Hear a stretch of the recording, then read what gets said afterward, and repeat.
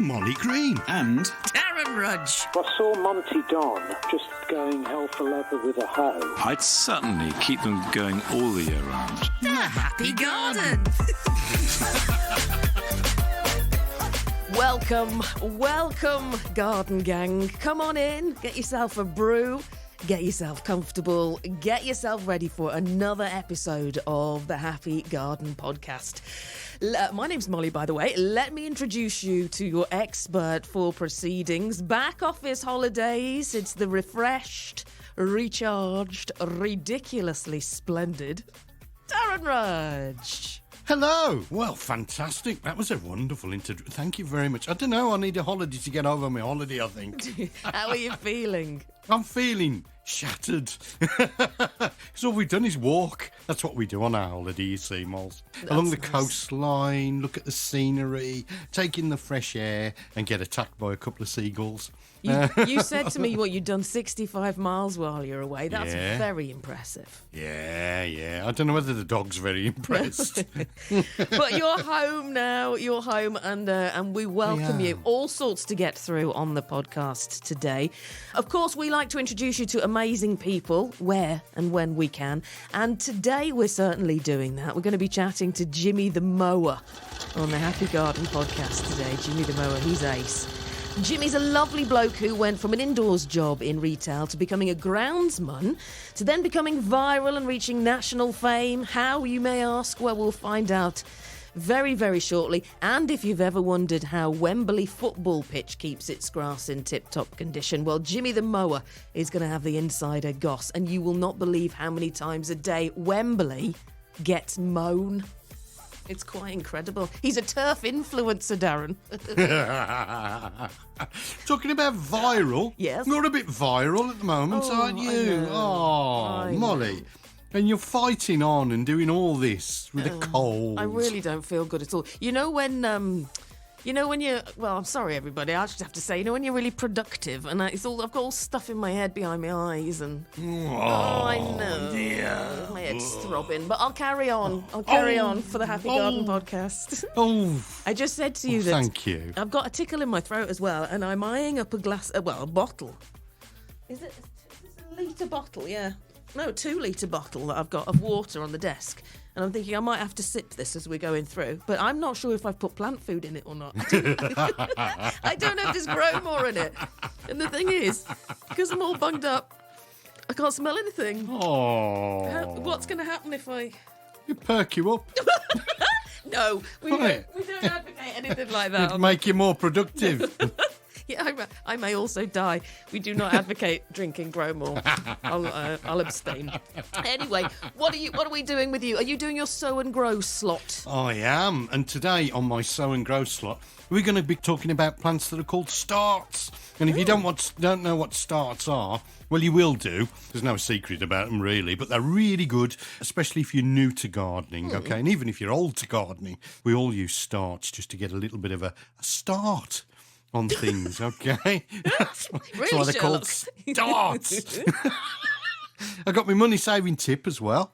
Plus, I've got my jokes. Everybody waits for the jokes, don't they? And jobs for the week ahead, of course, because you can't get away with it. Even though it's cold, it's and awful. It's wet, and it's horrible, and it's windy. Still got to be out in the garden, folks. I'm sorry. I've been out today, so you've got to be out today. What have you been... As Darren and I are recording this, it is the most vile day. It's wet, it's windy, it's gone cold again. What have you been doing today? I've been looking at another community project. I'm a sucker for them, aren't I? So we've been looking at an Asian community who wants to basically put in what's called a green corridor in their shopping centre.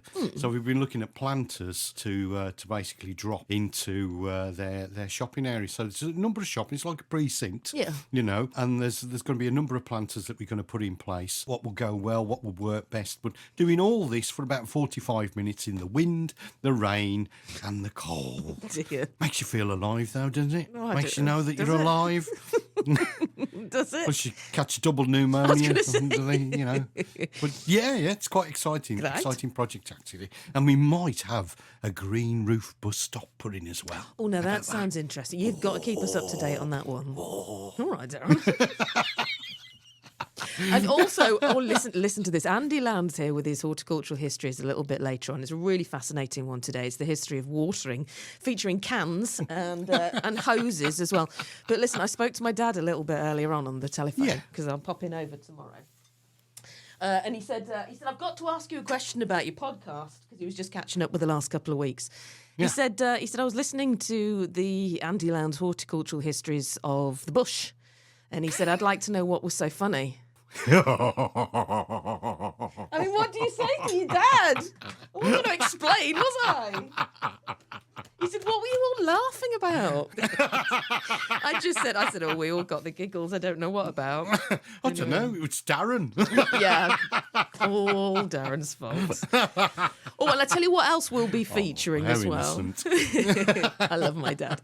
I tell you what else we'll be featuring as well. Lots of comments on Recompose, on human composting from last week. Yeah. Had quite a reaction on social media to that. Jobs and jokes and lots of other bits and bobs to come. All of this and more still to come on Happy Garden with Molly Green and Darren Rudge. Now, I feel a little bit of pressure, actually, Darren, because you've already told me, I'm looking at the clock, you've got a Zoom meeting in an hour. Yeah. Last week's podcast, I think, was over an hour and a half. I know. We just kept on yakking. So let's motor on. Shall we start with your jobs for the week ahead? Oh, yeah. Okay. Now in the Happy Garden. Oh, I say, sweetie, this is my favourite bit. Time for Darren to be absolutely flabulous and regale us with his gardening jobs for the week ahead. Well, yes. 3 and 2 and 1 and go. Well, folks, it's almost a money-saving tip, this one, really, because it's time to lift and divide your primulas and your polyanthus. Remember, if you've had them there for winter and spring display, if they've been in the ground for more than 3 or 4 years, then you can actually lift them and divide them. Put them somewhere cool over the summer months, and then you can replant them during the winter, so they give you that display. So lift and divide your primulas and your polyanthus. Now is the best time to plant lavenders if you really like lavenders. They're ideal for borders, but as a low hedge as well, don't forget. And wonderful colours of purple, blues, whites and pinks, and they're a magnet for bees and butterflies, don't forget. April is peak flowering time for orchids, so give your orchids a little bit of a feed. Quarter-strength tomato food is as good as anything else if you've got nothing else to use. Lift and divide and replant your chives. April is also the best time to plant an evergreen such as laurel or box. So get them in the ground, get them growing.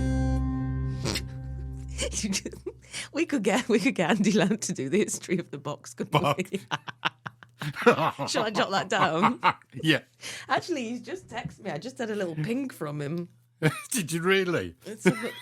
What's he saying? He's just asking about some more. Oh, there we are. He's asking about some more horticultural histories. I'll stick that on the list as a potential. God love him. And I think he's going to do one on the history of human composting as well. Wow. Yeah. Wow. There you go, yeah. I mean, it's been going on for hundreds of years, so it's not a new thing. Yeah. So, folks, and I think it's quite fascinating, I must admit. I know people will have their own viewpoints, but, yeah, well, it'll do for me. They have had their own viewpoints. We'll go through some in a little while. Yeah. By the way, on the subject of Andy Lowndes, if anybody has a suggestion for horticultural histories with Andy Lowndes, Amaze and Astound with Andy Lowndes, drop us an email. In fact, actually, before we even continue, let me give you all the ways to get in touch with us. Get interactive with Molly. Lovely show. Professionals. Get interactive with Molly and Darren. Follow them on social media. It's a bit like stalking. Just search for the Happy Garden Podcast on Instagram or Facebook. So, yeah, an email on any potential subjects that you'd like from Andy. That would be smashing. Right, let's get Jimmy the Mower on. Now, when I heard about Jimmy, I knew we had to get him on the Happy Garden podcast. He's a salt-of-the-earth bloke done good. He's just our type of person. So I thought we'd find out a little bit more about him, how he became as famous as he is. He is a turf influencer. So I gave him a bell.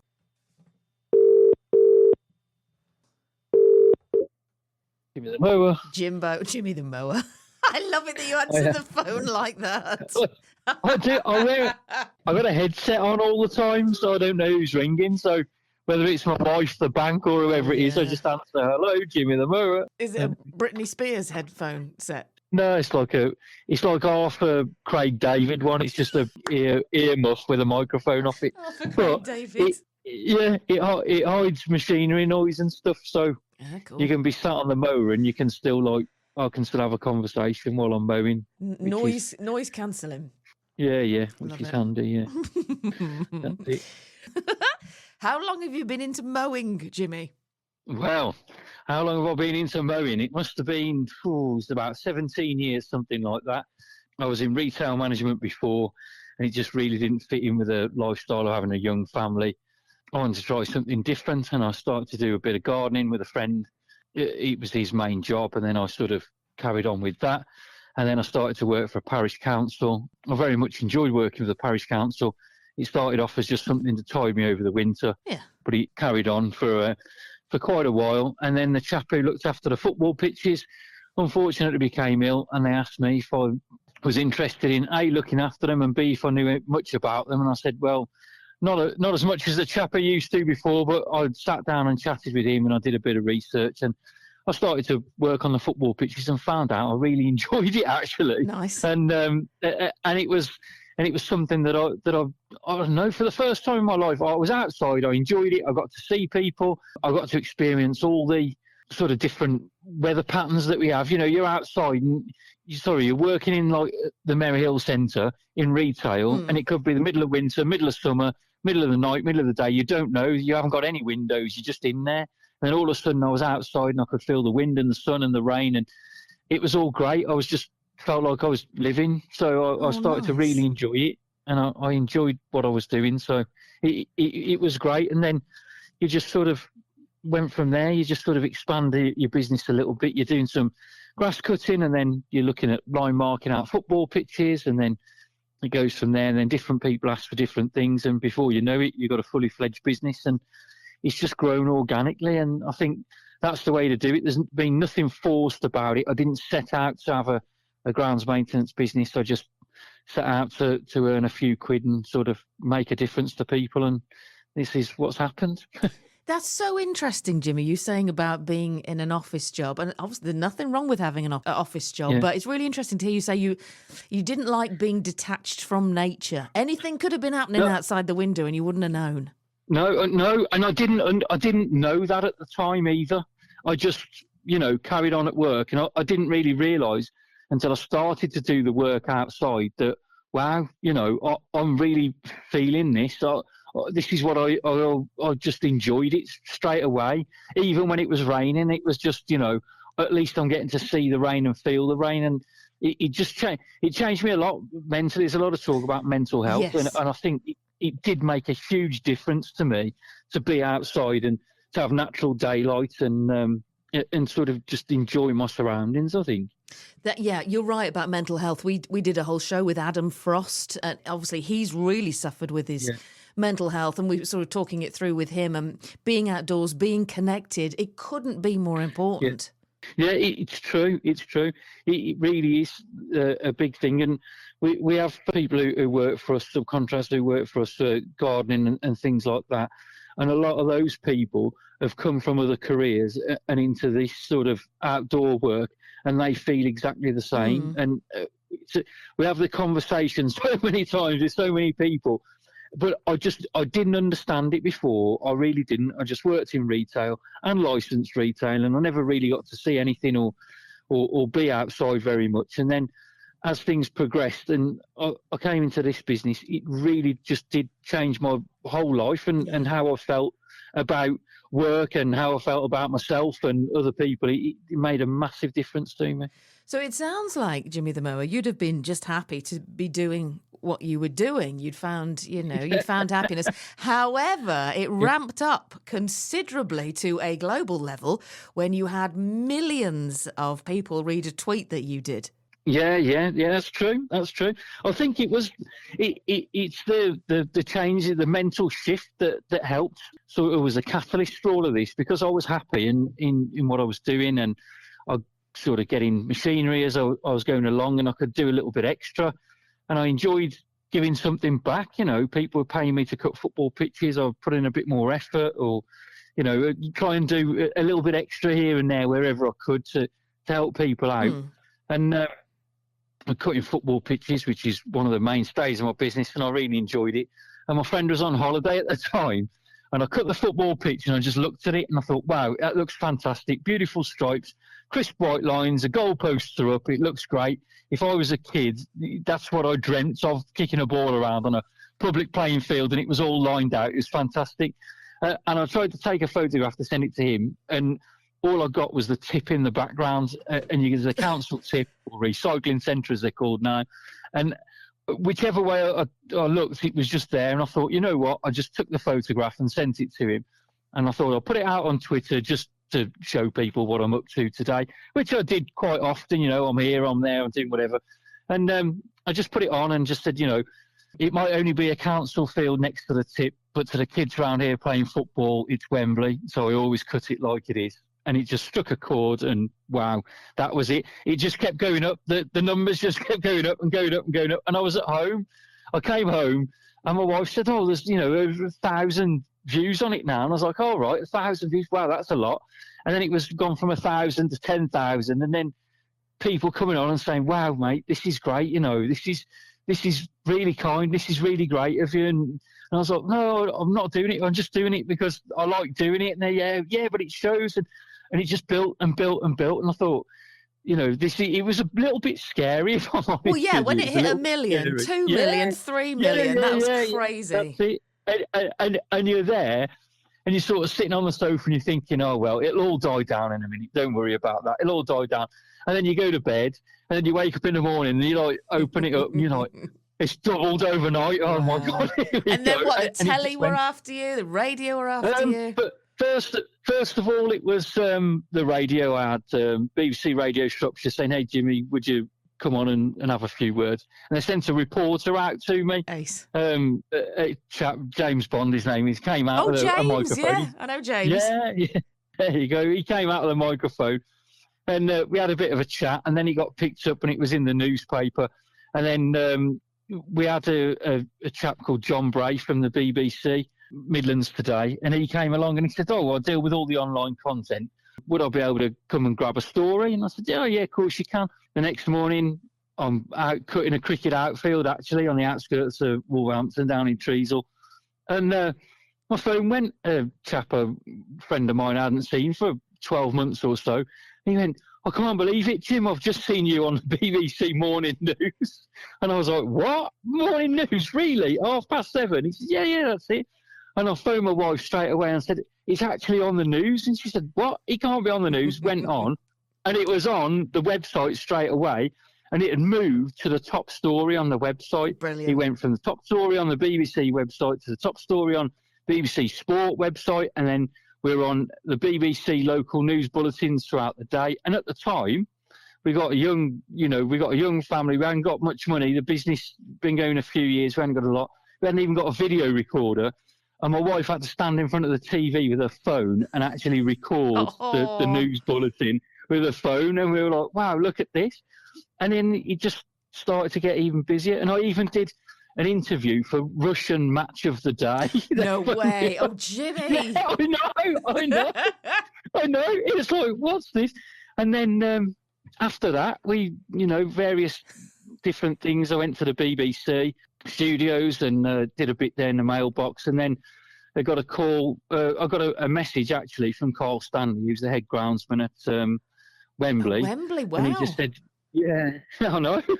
And he just said, hey, Jim, I've seen your work on the sort of council football pitches. It's absolutely fantastic. I love what you do.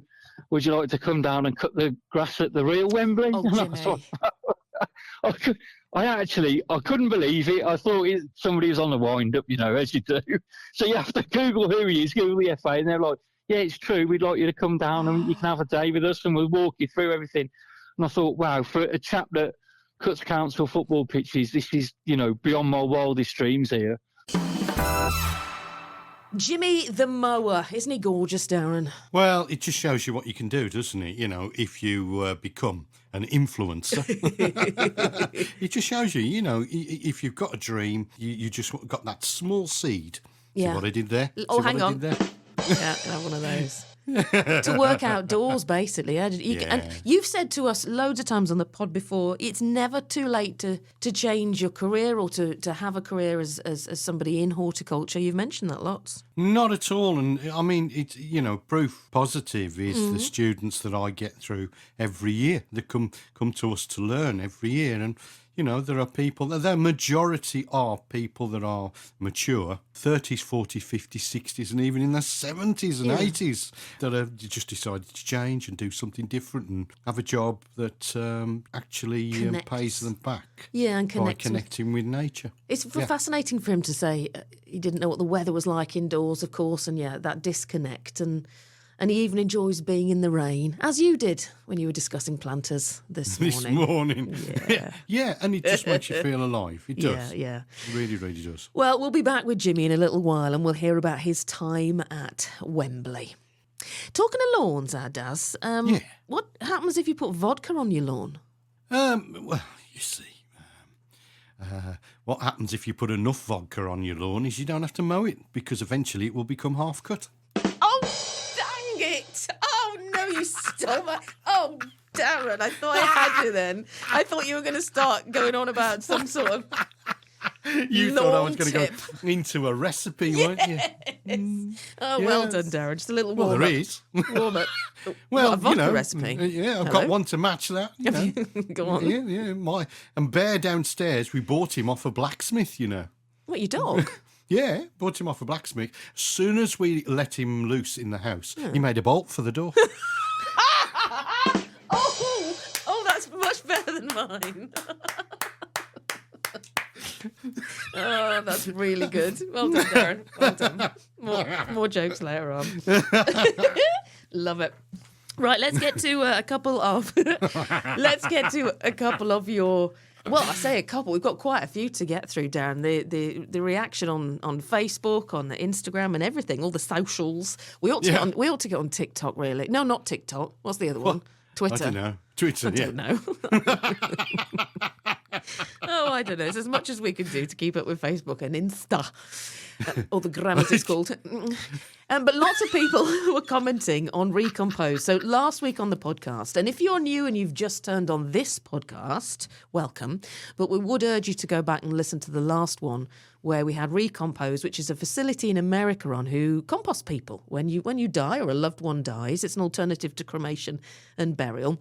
And of course, we asked, didn't we, Darren, for people's notions, for their thoughts, for their reactions on what they heard. Yeah, and it's fascinating. It really, really is. And we've had a bit of a reaction, haven't we? We have. Well, Penny and Anita says, Mole, Darren, just caught up with the podcast. Really enjoyed the article of composting your body after you die. I'd love to do this, and I love the idea of being buried with a seed as a compost pod also, but unfortunately this isn't available yet in the UK. We need to get out of the dark ages. Take care both, so says Penny. And I think we'd all agree with this. We just need more choice, don't we? Yeah, I mean, there shouldn't just be the two options available, should there, really? I mean, be honest, folks. And this is one of the options. It's personal, my personal view. You can disagree with me if you like, but why wouldn't you want to give yourself back to nature? Because that's what happens anyway. If you're in a box and you go into the ground, all this is doing is speeding the process up, really. It's like hot composting as well, the way it was described last week. Yeah, it's brilliant. It's really, really good. I feel a bit guilty because ordinarily poetry is your bag on the podcast. Have you penned something? No. Oh, listener Les has. Okay, you ready? Yeah, this is brilliant. Lovely, Les. Something I wrote earlier, Molly, after I found out that you can be buried in your own garden if you want to be. That's another subject. You ready? Yeah. I know I won't live forever, so come the day I die, wrap me in the flag of England and in the garden let me lie. You can put me by the old dog who's underneath the tree, so we'll all end up together, though it might cause controversy. But if the neighbours cause you bother, I will appear every night, and be the phantom gardener to give them all a fright. It'll be cheaper than the churchyard to show my resting spot. You can erect a marble statue with a flower in a pot. Plant an azalea or a petunia or even a shallot or courgette. I'll give them all my best attention and be the best compost you can get. Les. Oh, Les. Isn't that lovely? That's fabulous. Will you send me that, Mum? Yeah? I'd like to use that in one of my talks. Oh, do. It's on the Facebook would. page. Yeah, that's absolutely superb. Well, I wrote back to Les to say thank you, and he put, I wrote this after hearing an interview on one of your shows over 20 years ago. Molly, you inspire me. I'm his muse. Oh, fantastic. Absolutely brilliant. That's made me smile, Les. Isn't that gorgeous? It really has, yeah. I think I'm definitely going to be buried in my garden now. Well, that is another subject. Hang fire. Hold that one a second. I was just going to say, I think that might be on my Facebook. And dear podcast listener, I don't know whether you get this as well, Darren, but I get a lot of podcast listeners commenting on my Facebook instead of the Happy Garden podcast, which makes the Happy Garden podcast Facebook look like it's got no friends. It has, but they're all over on mine and Darren's Facebook. The things that really annoys me is people say things nice about you on my Facebook page. Yeah. Why? Because they comment to Molly. Oh, do they? Oh, they write to me. I see. Yeah, they write to you. Oh, I haven't. Oh, it's my Facebook page. All right, Darren. Share and share alike. That really annoy you? I throw the phone at the wall. Well, you are funny. Now, being buried in Not your a garden, can I pass that over to you as a bit of homework for the next podcast? Yeah, I'll do that as a segment. Yeah, I don't know what we'll call it. Come up with a funny title as well. Okay. I think there is some law about your water table or something. I don't know. Right, yeah, there's some law, but I think you can be, as long as... I'm not sure. I'll leave the litigation to you. But yeah, we'll do that next week. Great. What I do need to know is if there is a law where when you catch a man toileting in the sand dunes on holiday. What? Because? Because that's what Did I found. someone catch you? No, not me. We were walking the dog and a gentleman. Well, hang on, what do you mean by toileting? I mean... that has a connotation of a number two. Yes, I mean number twosies. I mean, he shot up, pulled his trousers off and ran away. That's illegal. Defecating in public. Even Bear was embarrassed. Oh, God. Let me Google it. I mean, he must have been, I don't know, caught short, whatever. Can you defecate? That was the first day of our holiday. Welcome to Whitby. Here we are. Welcome to Whitby. Oh, no, the Here's first... my shit, Whitby. Oh!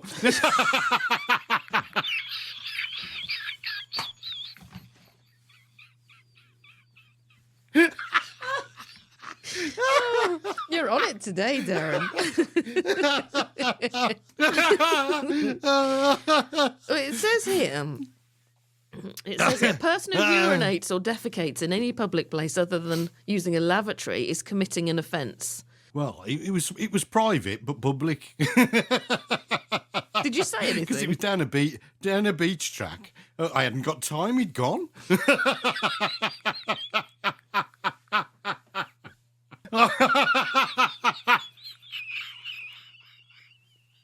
Oh my goodness. Oh my God. Yeah, I've found another forum. Is it illegal to defecate anywhere you want? ? Forum. Public defecation. Hashtag defecate. I don't even like the word. It is illegal unless you defecate in your hand and take it with you. I don't want to talk about this anymore.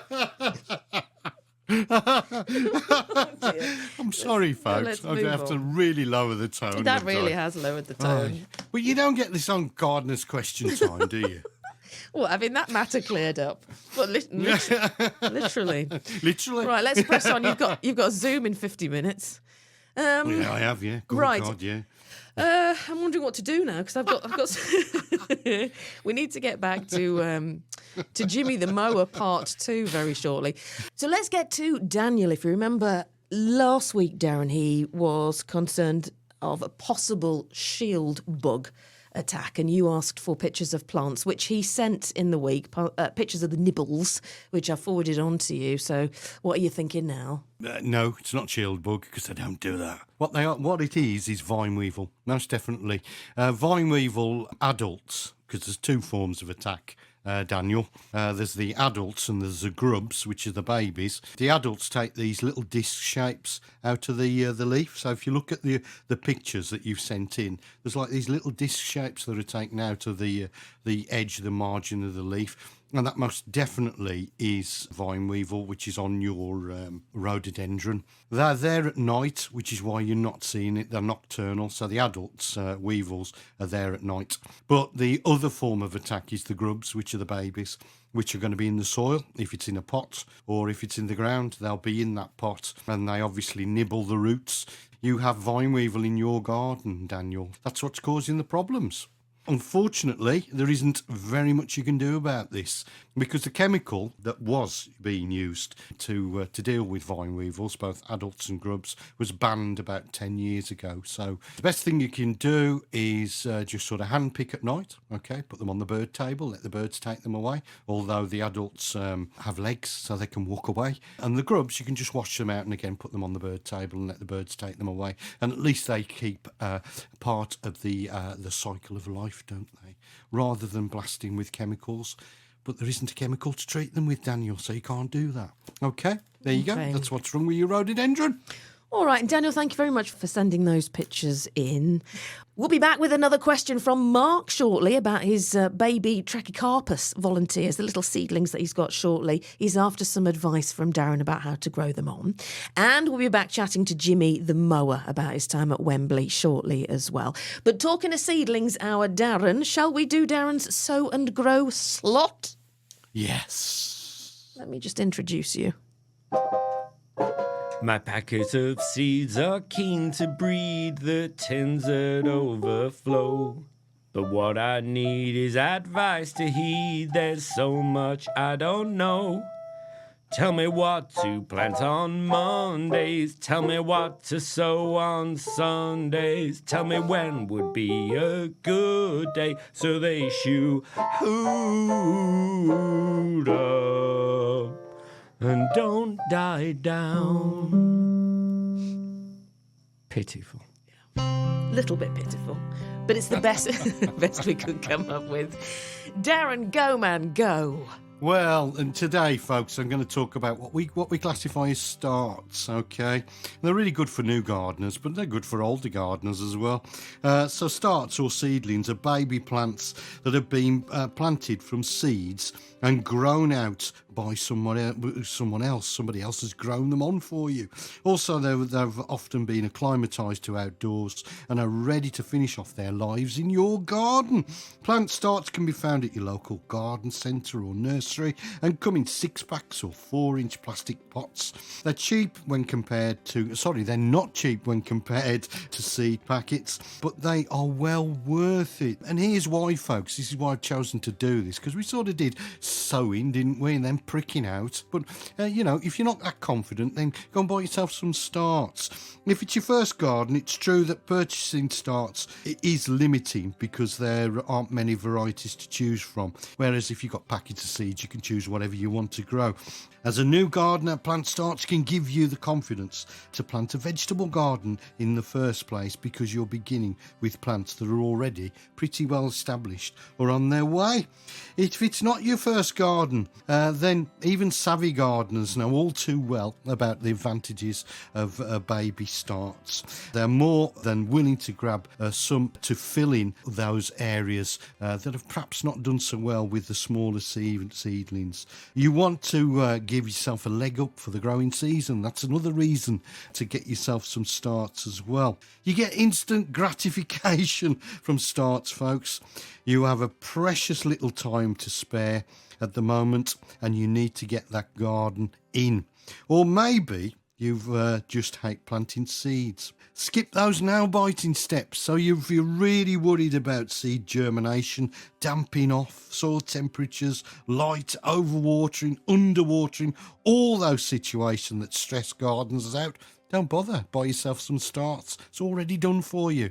They're already semi-mature plants. It's not 100% guarantee, but as close as you can get, folks, that, your local nursery will offer vegetable plants that grow and thrive in your area and for your conditions. So it also takes away that timing guesswork of each vegetable that plagues you when ordering through seed catalogues. You get less plants to lose, and for all those reasons above that I've mentioned, you keep more plants alive than you will when you begin from small vegetable seed plants. And also, you use less tools, so it even saves money in your pocket that way. When you have less someone else to do the baby raising, then don't have to purchase trays, shelves, lights, special compost, space for tons of seedlings, etc., etc., etc.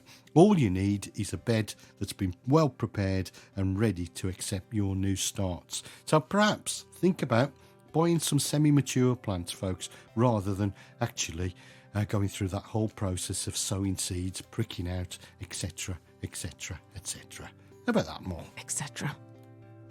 Etc., etc., etc., etc. etc. Love you, Darren. That was really fascinating. Yeah. Enjoyed that very much. Talking of grow lights, Yeah. a massive drugs dump in a local wood this week. Talking. I just think they know where you live. Oh no! Well, nearby. I mean, it wasn't on our road or anything. It was a local wood. Huge dump of 30-litre felt pots with all the soil in. Lots of grow lights. We had 5. Save the council clearing them up. They didn't have the bulbs in, but we got the grow lights and all sorts of filtration systems. Great planters. So we took quite a lot, and we spread the word in the community. Lots of people went up there to get the pots and the soil. We cleared up a lot for the council actually with this drugs dump, and I'll save a few bags for you. Some of these big pots for you as well. Thank you. Yes, please. All right. Can I plop something in just on the back of your sow and grow slot that I saw on the internet on a YouTube video I was watching this week, and that was it Charles Dowding? I can't remember who I was watching, but they were sowing, and it was carrot seeds, but they said you could do it with lots of seeds, into an egg tray. An egg tray that's got 30 eggs, the cartons, the tray. And so he was poking a massive hole in the bottom of each depression, each segment that holds an egg. Then he sort of almost buried that in the soil and filled it with soil, pressed it over, dibbed a hole in each little, egg segment with a dibber or your finger, and that's where the seed went in.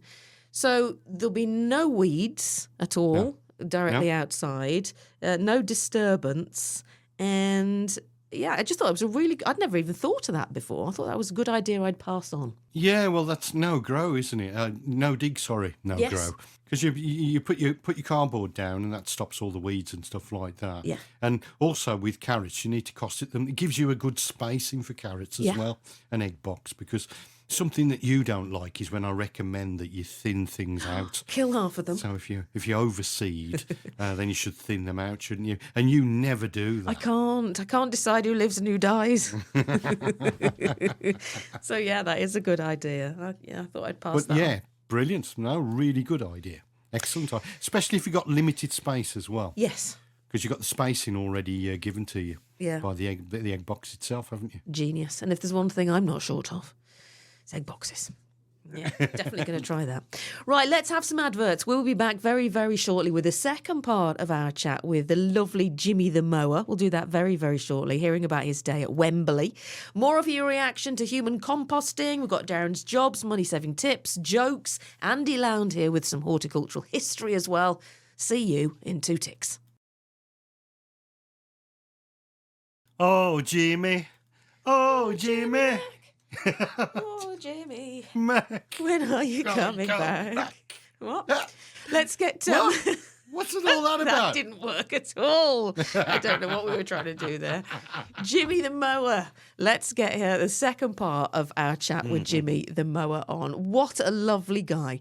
A little bit earlier on into the podcast, we introduced you to Jimmy, who went viral with the tweet. that proudly outlined his work. It went viral, resulted in about 3 million views, resulted in national fame, and that led him to be invited to the hallowed pitch at Wembley. Sure enough, the day came and John Bray from the BBC came with us, and the One Show came with us as well, and the One Show filmed the film, and John Bray filmed the film. I was back on BBC Local News, and then we were on the One Show, and then I was invited into Local News to sit on the sofa and do a live interview, which is a bit nerve-wracking to say the least. It's all so new. And then it's like, I go down to the BBC One Show, and there's sort of Peter Crouch, Gabby Logan, John Bishop, because they're launching a new football programme. They're like, "Oh, hi Jim, we've seen your film. How you doing?" I'm like, "Whoa, look at this!" Oh, how exciting! Couldn't believe it. Was mowing the pitch at Wembley? Was that really scary? In case you wobbled. Oh, it's nerve-wracking. Yeah, it was nerve-wracking. It was enjoyable because Carl put me at ease, really. We went through, we looked at all the machinery that they used, and we talked about the pitch and the way the pitch is constructed and things like that. And they only use pedestrian mowers, large walk-behind mowers. They're about 3 foot wide, and you just walk behind cylinder mowers, sharp as a pair of brand new dressmaking scissors they are, and they just clip the grass, and you walk behind it. And he said, "Oh, we'll just do a couple of stripes, and they can film it and whatever." And I was like, walking along, and you're just standing there in the middle of Wembley, and you're just looking up into the stands. Now, I'm a West Bromwich Albion fan, so I don't get to go to Wembley very often. Well, this is the thing. You can't be looking up at the stands. You've got to keep your eyes down, otherwise you'll be wide-eyed and wobbly. That's it. Well, I was wobbly. I had a bit of a wobble in the middle of the pit, but it was all right. We got from one side to the other and back again, and I really enjoyed it, and it was great. I'm not saying, my wobble was bad or anything, but they did rip the picture from me late 2 months later. Yes, you could tell which was your stripe on the telly. Yeah. That's it. Well, do you know what? They cut Wembley pitch up to 3 times per day. They actually cut the grass 3 times per day. Yeah, when it's in full flight and it's growing, they're cutting it 3 times per day, every single day. Is it a special grass? Well, I can ask you because you're now an insider, Jimmy the Mower. Is it a special grass? It's been changed since I was there. It's like a stitched pitch now, so a third of it is actually artificial. Oh, really? And that's at the height of the grass. Yeah, but then it's like seeded over the top, but they build it on a bed of sand, hundreds and hundreds of tons of sand. So it's constantly needs attention, whether it's water or nutrients, or they've got huge fans around the edge of the pitch, and they turn those on and blow it to keep the sort of humidity down, or to cool the ground temperature if it's getting too hot. They've obviously got undersoil heating so they can warm it up in the cold weather. But when you're in a stadium, it's so hard to grow grass because they're so enclosed, aren't they? It's like growing, turf in a shoebox sort of thing. It's so hard to do. So they have to put so much time and effort into that pitch. And obviously, it's the showcase for the whole of England, isn't it? That football pitch, you're looking at it. Yeah, no pressure. Pictures are beamed all around the world. And they have little robots that go along and drop a ball and catch the ball again to measure make sure that the surface is consistent all the way across. So measure the rebound of the ball on it. And there's one with like a stud pattern on, and that will sort of stamp into the ground, twist through about 15 degrees, and then lift out again, and it just measures sort of, how tightly packed the ground is underneath. So God, that is they're getting enough support when they're running down the wings and turning, and they're not going to slide. And different managers all require different things. Some places you'll go to and they won't water it. They like the pitch dry. So if you're playing a football team that's quick passing, it slows it up because the grass is sort of dry and not so slippy. Whereas the quick passing teams will have the surface wet and they'll just zip the ball across. And there's all tactics involved, and there's drainage in there, so you can put the sprinklers on and it doesn't hold on the surface. It just comes straight through. It's a phenomenal amount of work goes into those pitches. You to have a full-time, team of groundsmen working on one football pitch is just it's amazing, really. It's amazing, and it's a bit of a dream. Being as I'm one person, I look after about 25 some years, so it's it's a little bit different. Jimmy the Mower there. And if you want to know more about Jimmy, you can head to his website. It's Jimmy the Mower, all one word, jimmythemower.com. Jimmythemower.com. All sorts on his website. He's got all sorts of reviews, loads of photos, fabulous gallery. His links to his wonderful YouTube channel, which we'll be talking about next week, all on there. Jimmythemower.com. And the intricacies, Darren, the intricacies of looking after a pitch. I had no idea it was such hard work. Yeah, we've taken students on visits to the local football pitch. Oh, have you? Obviously, when I used to work in Wolverhampton, it was Wolverhampton Wanderers, Whee. and it's just Whee, whee, I hold whee, no whee. affiliation at all, so please do not email me. But yeah, I mean, it's fabulous the work that goes into sports pitches and groundsmanship is just astronomical. But you've got to be interested in turf, haven't you? Well, he's a turf influencer, is our Jimmy. Do you know what I mean? It's fascinating. It really, really is fascinating when once you start to look at it. And you don't realise when you go on a Saturday to watch a football match how much has gone into it. Gone into it during the week, yeah. Well, you know, I went down the Blues football ground a week or two ago, and at half time, the sprinklers came out of the pitch. Yeah. Which I didn't realise they were in there. But as Jimmy was saying, if one of the teams wants the fast passing, what if the other team doesn't? And they bring the sprinklers out. I mean, it's all very complicated, isn't it? I wonder if he knows about Wimbledon later on in the year. Going to keep in touch with him. Yeah, definitely. He sounds like a really nice, down-to-earth guy. Yeah. We need to keep in touch with. Yeah, on the Happy Garden podcast. Definitely. Thank you, Jimmy, for your time. It was a real pleasure. And we'll speak to you again. Well, in fact, actually, Jimmy's going to join us next week for a quick chat to hear more about his famous YouTube channel. He's going to be here with some tips for your lawn in the soggy weather as well. So more from Jimmy next week. Excellent. Cool. Is there anything you want to talk about, by the way, Darren, before I get on to another question? No, you sure? All right. Yeah. I feel like I'm motoring on. No, you're right. I'm just conscious of the time. You've got a Zoom in half hour. I'm like your PA. I'm organising you today. Yeah. Okay, let's get on to Mark's question about his trachycarpus. Yeah. Now, I have emailed you all his little pictures, haven't I? In fact, I think they were on I don't know whose Facebook they were on, but they were one of the Facebooks. Yeah. Were they on mine? I don't know. I don't know. Sorry, I have to cough. I'm sorry. Oh, you suffer for your art. I know. Well, I wouldn't call this art, would you? What should I call this? Some sort of art. Okay. Hang on, let me have a drink. Please don't have grow more in you.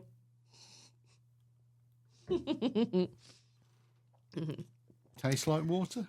I don't know. I can't taste anything. Can't smell anything. God knows what that was. I'll probably find out about 4:00 this afternoon. Right. Okay. Let's get on to Mark's question, Darren, about his baby trachycarpus, which you have seen. He says, Happy Easter both. This was from last week. Now, I found over 100 trachycarpus seedlings under a big tree. Going to grow on in pots, but any advice from Darren will be much appreciated. I was over the moon to find them just quietly growing in a corner. We've had 4 large trachycarpus trees for over 20 years, never had any seedlings. Lots of seeds on the trees, but apparently they're female. Can of seeds best soaked for a few days to soften the shell before planting. Obviously, with all this rain, the job has been done for me with the warmer winters, which is why I have so many seedlings. But any advice, Dazzler, would be more than welcome. Well, the pictures sent, Molly, show these seedlings in pots, okay? And Trachycarpus fortunei looks really tropical, but it's really, really hardy in this country, so you don't need to protect them. So, you know, sometimes you get tree ferns and things like that you need to wrap up over the winter months. Well, Trachycarpus, you don't really need to be doing that. What I would say is that the compost that's in the pot at the moment doesn't look the best, and I think that's perhaps a little bit of garden soil that's in there. So if they were mine, I would swap that out for some multi-purpose compost straight away, okay, and grow them on. Just grow them on. They're hardy. So, you know, they've been in the garden underneath your Trachycarpus, so they're not going to need any protection at all. And just keep potting them on and potting them up. And basically, you'll have lots and lots of seedlings. And that's about all you need to do. Keep them well watered during the summer months. And once you get them to a size when they can be planted out, plant some more out. Or give them to your friends, or take them down the car boot and sell them. That's what I was going to say. Because people will really like them once they get going. How much, Darren? How much for a baby? Oh, how much for a baby? What are we talking? At least $5.99. You don't do 99 at a boot. I'd say a fiver. Round it down, mate. Round it down. Fiver. Fiver then. That's not bad. If it's got 100. No, not at all. Not at all. Get them out their car booter. Tidy them up a little bit. Put them into some fresh compost. Get them down the car booter. That's what I would do. Nice. Monge too, Rodney. Monge too. Nice. Wheeler dealer. Brilliant. Thank you, Mark. Lovely to hear from you. Thanks, Mark. I've got lots more comments, social medias comments. Shall we do, though? Let's do some of your horticultural furniture. What do you fancy? Jokes, money saving? Should we do jokes? You decide. Let's do jokes. Oh, that's nice. Persuaded you there. All right, only because that's the button under my finger. Feeling funny? All right. Now in the Happy Garden. It's about time for some Alan Titters. Take that as a no. Brace yourself for your gardening jokes of the week from Darren Rudge. Right, brace yourselves. I don't sense confidence here, but we'll see. Go, Darren, go.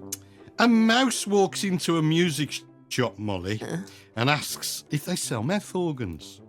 Yeah. The salesman says, that's funny. You're the second mouse today that has asked for a mouth organ. And the mouse replies, has Harmonica been in here today as well? Harmonica.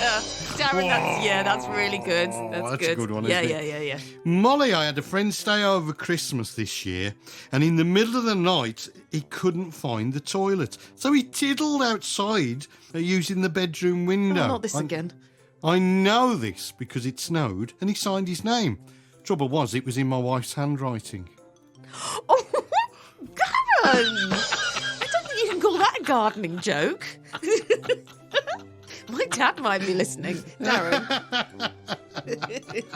You'll have to explain that one too. Oh, don't. Go on, you can have that. Number 3. My wife told me with alarm, there's a wolf in the garden. Where, I said. No, she said, just the ordinary kind. What? Oh, no, hang on. Werewolf. No, Werewolf. Good, Darren, good. All right, Yeah, are you sure? Yeah, I'm sure. You got that one. So, and finally, took him to my neighbour over the garden fence, as I normally You do, do quite apparently. often, Yeah. He joined the local profanity and expletive society. Oh. Apparently, the swearing-in process was fabulous. Oh, good, Darren. Good. I'm quite pleased with you on that front. Right? Yeah, good. I like the harmonica very, very well. Very good. Good. What was that for? 5. Was it? They went by very so, quickly. yeah. You sure? 1, 2, 3, 4. 4. Oh, it was only 4. That's what I thought. That's not God. like you. I mean, sometimes we can get up to like 8. I've got another one. Oh, go on then, because go on. 5 is normally what you do.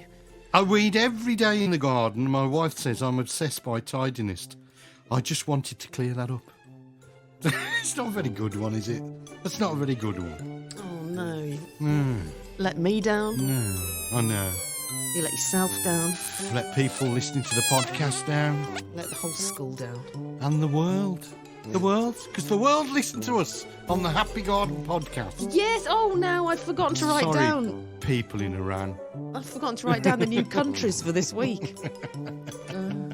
But wherever they are, you've let them down.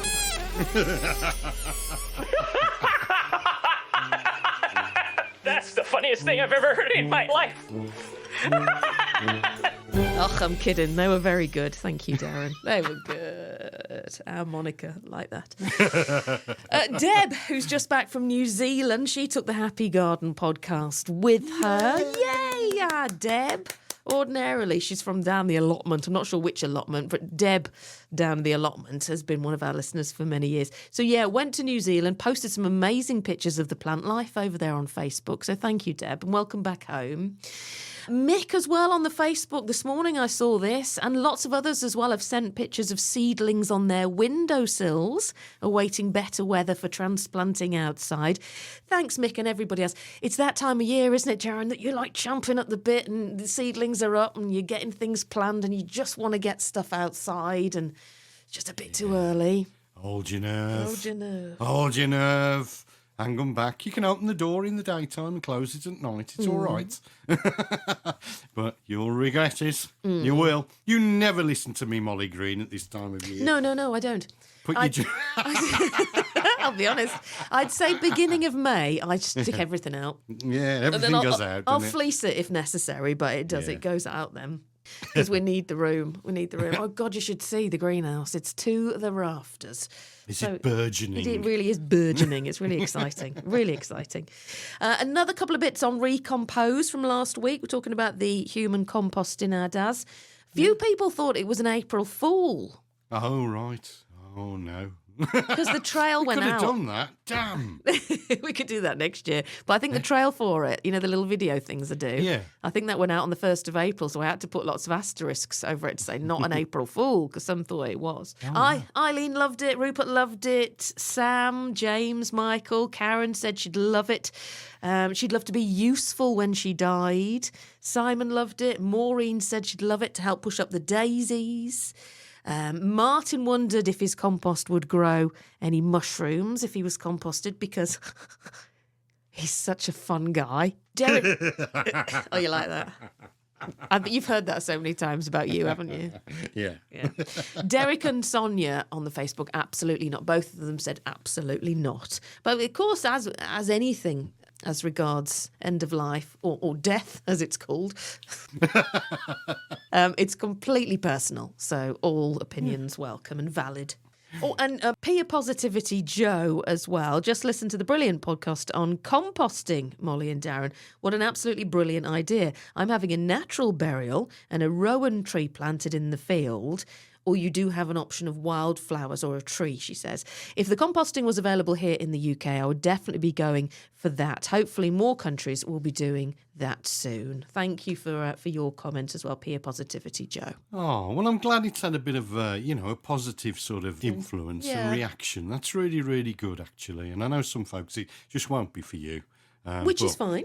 Yeah, which is fine. But we go back to nature, whichever way we go. You're well up for it, aren't you? Yeah, definitely, yeah. Yeah, you could have a pot of me, Molly. Oh. In the podcast room. How about that? That would be nice. Yeah. And then, but when the compost flies come a-flying, it'll be a little piece of Darren. That's it, yeah. Fluttering by. A little piece of me fluttering by. Yeah. When you land in my tea, as they invariably do. Talking of flies, Darren. Last weekend, it was nearly 20 degrees. Yeah. The weather can't make its mind up here in the UK. So I'd flung all the windows and doors open. The amount of ladybirds coming out of hibernation everywhere, but also the big black flies that must have been in the window cracks as well. I must have 5 flies in the house right now, the big ones. Yeah. Have you noticed them? Yeah. And the big blue bottles. Yeah, they're the ones. Yeah, we've had 2 or 3 of those flying around the place. Because the windows were open. Yeah, definitely. And they've got in. Well, they've been hibernating. They've been there all the time. Yeah. Right, we're not far off being done, which is good because you've got a work Zoom in 18 minutes. It's a good job I've got an eye on the time. I know. It's a good job I've got an eye on the time for you. What else have we got to do? No, I've just got money-saving tips. Andy Lound. I've got some more jobs. Yeah. Andy Lound. Oh, and I've got one from Anne in Moseley as well. Oh. Let's do Andy Lound and then we'll get to Anne in Moseley. Money-saving tips, jobs. Let you go and press on with your... And what's Andy Lound telling us about this week? History of watering in the garden. Wow. Watering cans and hoses. Wow. Feature heavily. should we do that now? Should we do that now? Yeah, let's do that now. Do that now. Let me Get your find sprinkler out, folks. Right. Oh, Darren. Here's Andy. It's Amaze and Astound with Andy Lound. That's me. Hello, Molly and Darren. Gardening is all about life, and the most vital ingredient to life is water. Good old H2O. Why is water so important for life? Well, it stays liquid between 1 and 99 degrees centigrade at standard atmospheric pressure, and that enables the chemistry of life to take place. Water supports cell functions. All organisms are made out of cells, from microbes to the largest animals. All of life's functions are completed within the cells. Life needs chemical reactions to take place in order to gain energy, grow and get rid of waste. It is also a bipolar molecule, which allows most other molecules to be dissolved. Because of this, we call water a solvent. As every gardener knows, watering is the critical activity. But what about the history of watering? On large-scale crops, irrigation is required, with the earliest known systems of irrigation beginning in 6000 BCE in Egypt and in Mesopotamia. In Egypt, the Nile flooded for a few months each year, and the waters were diverted to the fields to allow farmers to grow crops where otherwise they would be unable to do so. In Mesopotamia, the Tigris and Euphrates floodwaters were used in much the same way. Terrace irrigation is an ancient technique that was used all over the world, including in China and India. But it was especially used in the Americas.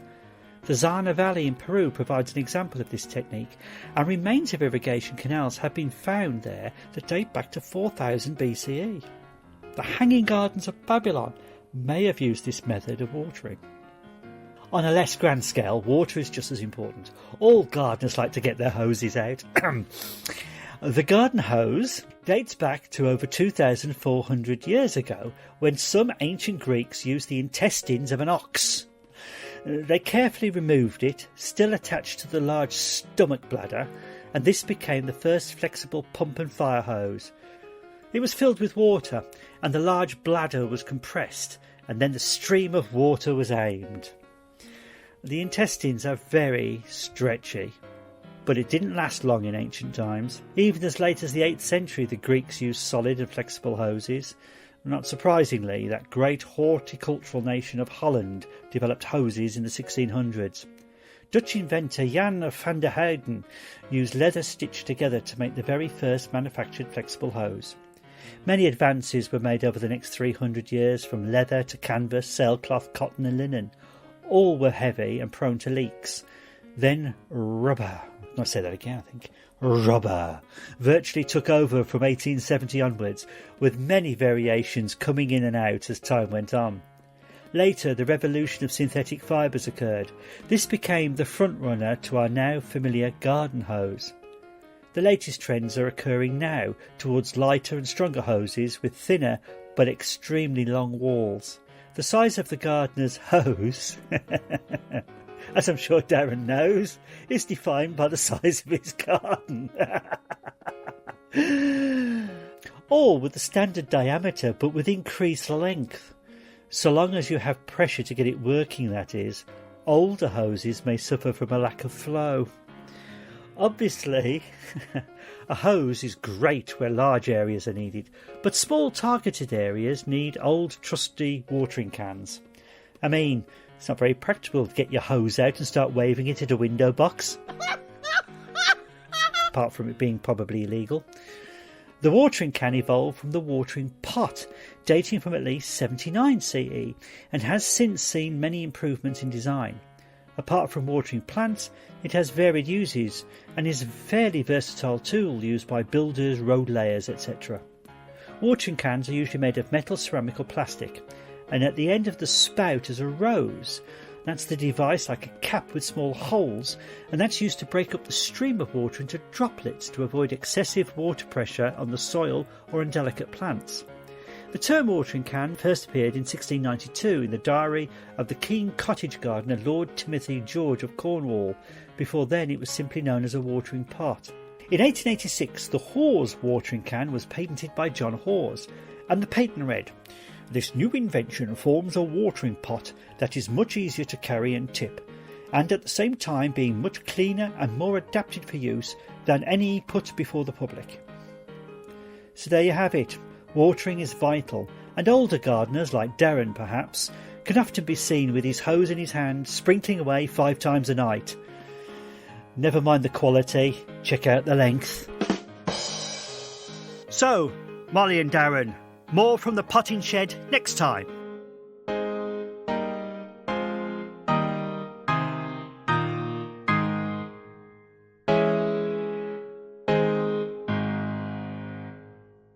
Andy Lound, everybody.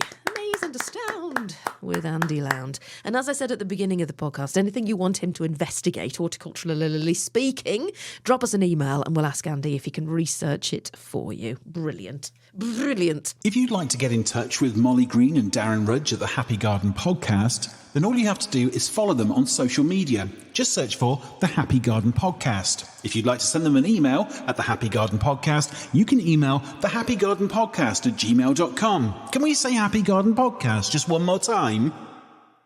The Happy Garden Podcast. I've got your name then. Darren, do you want to do...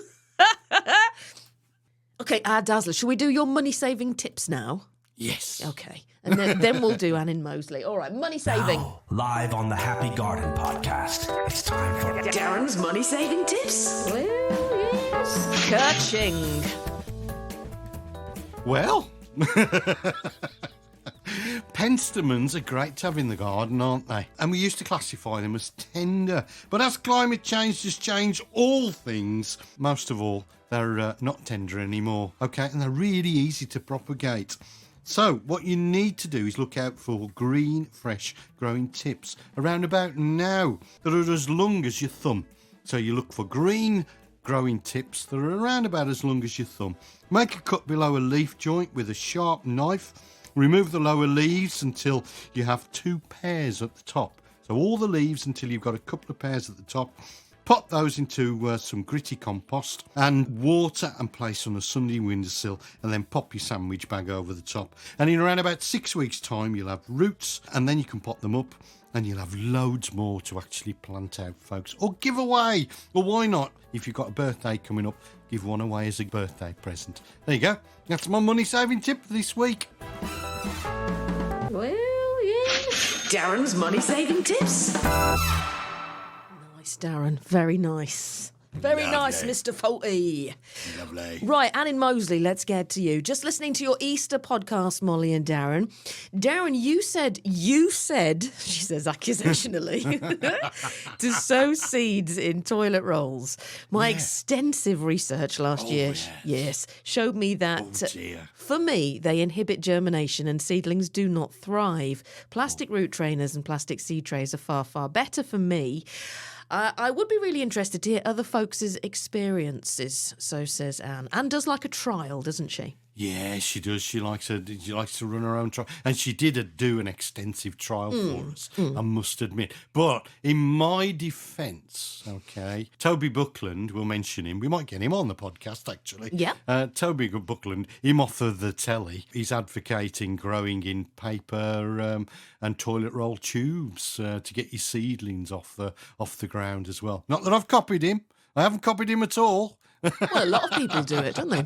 Give it a try. Do your own trial, folks, and make your own mind up. But Anne did do an extensive trial for us a while ago and didn't find them very useful at all.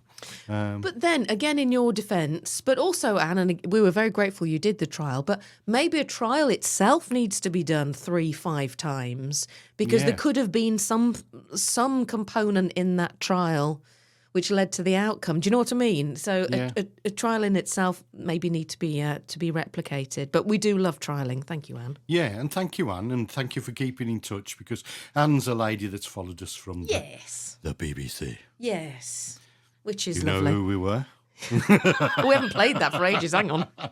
Molly and Darren. Do you know who we were? If anybody does want to comment, though, on Anne's comment, if you found toilet roll seed sowing is good or bad, then, get in touch. It would be interesting. So that's us nearly done, our Dazzler. I think we've timed this okay, actually. You've got 11 minutes to your next job. Yeah, excellent. Wow. What haven't we done? Just jobs for the week for me. Cool. That's it, then. Yeah, that's it, yeah. Then you can proceed. What's your meeting on, by the way? 1:30. We're looking at the Midlands Parks Forum. So they're looking at scheduling an event at Winterbourne. And they want us to do some sort of training event for them. Oh, fab.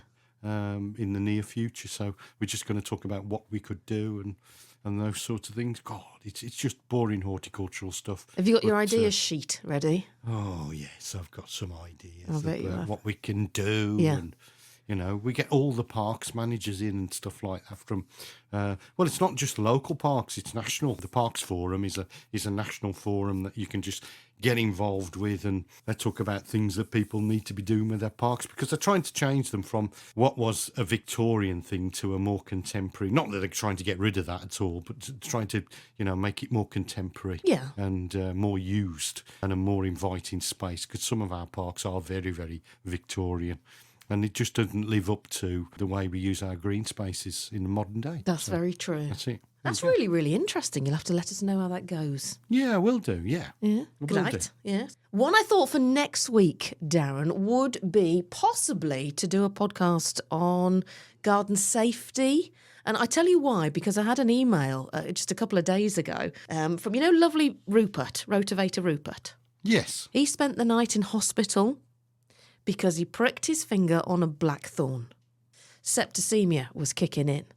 All very, very serious. And but that made me think, because we had we had a comment from, I think it was Keith a few weeks ago, a couple of months ago. Do you remember you did something, because you did something on garden safety because he'd pricked his finger on a rose thorn that became septic. Do you remember that?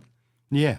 So, I thought I might try and speak to Rosper this week and would maybe talk about garden safety. But anybody listening who's ever had a mishap in the garden, we would love to hear from you, your stories of sort of what's happened to you and how you keep safe now as well. And our Facebook is open for business, even though you guys do tend to post on either mine or Darren's, which is fine.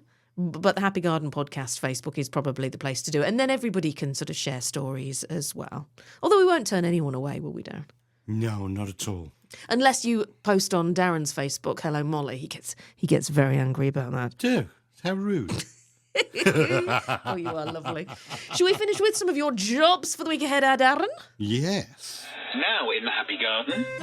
Oh, I say, sweetie, this is my favourite bit. Time for Darren to be absolutely flabulous and regale us with his gardening jobs for the week ahead. Well, yes. Go.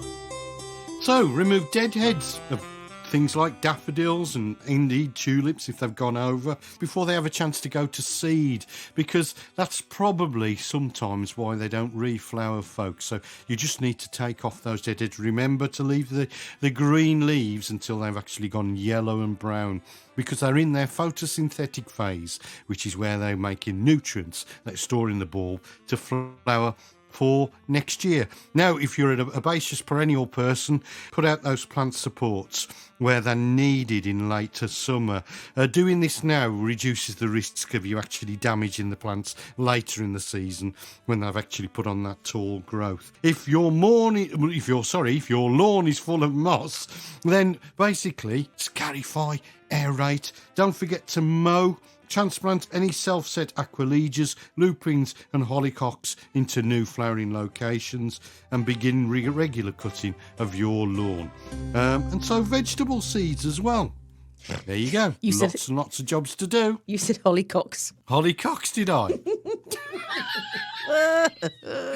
You'll have to explain that one to your dad as well. What's a hollyhock? Darren, now look at the time. Now I'm quite pleased with how we've done today. You've got 4 minutes. Sorry. I'm trying to smooth I've got over 4 minutes left to get on my other job. Yes. As it were. I'm trying to press on. 4 minutes till your next official meeting, and we've managed to do the Happy Garden Podcast episode 32. Wow, look at that. Thank you. No, thank you. Oh. So we shall see you for episode 33 next week. Please do get in touch on all our social media. Details and just 2 ticks of how to get in touch as to whether you've had any accidents in the garden or anything you would like the Happy Garden Podcast to discuss. The floor is yours. Darren, thank you so much for today's podcast. It's been brill. It's always a pleasure, Molly. And folks, have fun in the garden. No excuses, whatever the weather. Wet, sun, rain, shine. Get out there in your gardens, folks, and enjoy. You've been listening to the Happy Garden Podcast with Molly Green and Darren Rudge. If you'd like to send them an email, get in touch with the Happy Garden Podcast by emailing thehappygardenpodcast@gmail.com. Follow them on social media. Just search for the Happy Garden Podcast. Can we say Happy Garden Podcast just one more time? The Happy Garden Podcast.